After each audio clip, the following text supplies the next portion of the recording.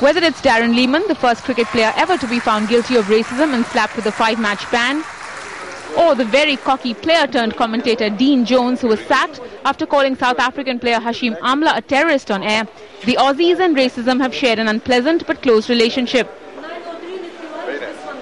Add to that, Aussie umpire Daryl Hare, who lost his job as umpire for test matches after being accused of being racist in his cheating allegations against the Pakistanis in the Oval Test fiasco. The Muthaiya Muralitharan no-ball incident, which led the Sri Lankan team walking out in protest, also had clearly racial overtones to it. And racism from the crowds in Australia is also well documented. Murli has been a favourite target with them. Monty Panesar got a taste of it during a tour game in Australia, and the South Africans too protested against it when their coloured players Makhaya Antini, Ashwell Prince and Herschel Gibbs faced racial taunts. Racism apart, player conduct on the field from the Aussies has also been a constant issue, with the Aussies getting away with murder on several occasions. Take the Michael Slater incident from 2001, when he got into a fiery exchange with the usually calm Rahul Dravid over a catch claim.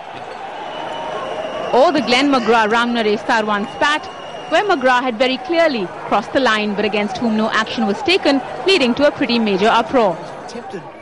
So blatant was their on-field misconduct that even the Australian Cricket Board, as it was formerly known, made the players sign a code of conduct agreement with the threat of suspensions and bans if broken.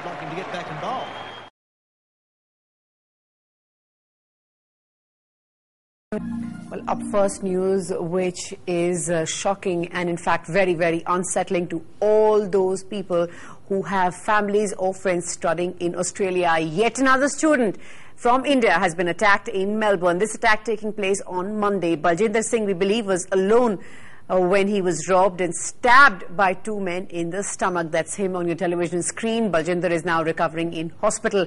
He's a 25-year-old Indian student, and says the student community from India in Melbourne feels unsafe after the spate of attacks.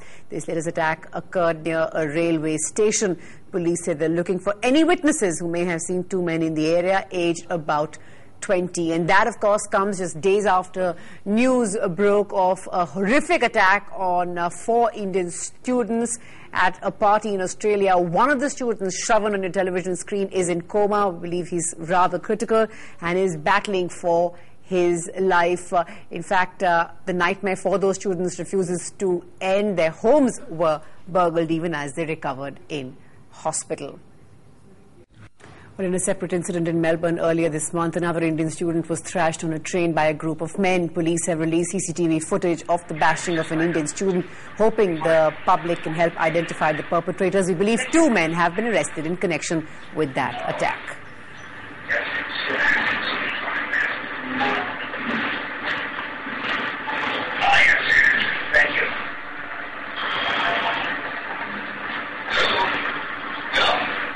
Of a 4th attack on an Indian in just under a month, the latest attack being reported from Sydney. This time the victim, 25-year-old Rajesh Kumar, he has suffered 30% burns when a suspected petrol bomb was hurled into his house. The picture you see on your screen is of the shattered front window of the house when an unknown person threw a petrol bomb through the window last night. Rajesh's condition is believed to be stable now, even though he has suffered 30% burns.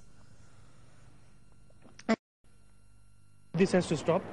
We have seen over 60 to 70 violent attacks in the last 1 year and over 600 reported attacks, and that's too many.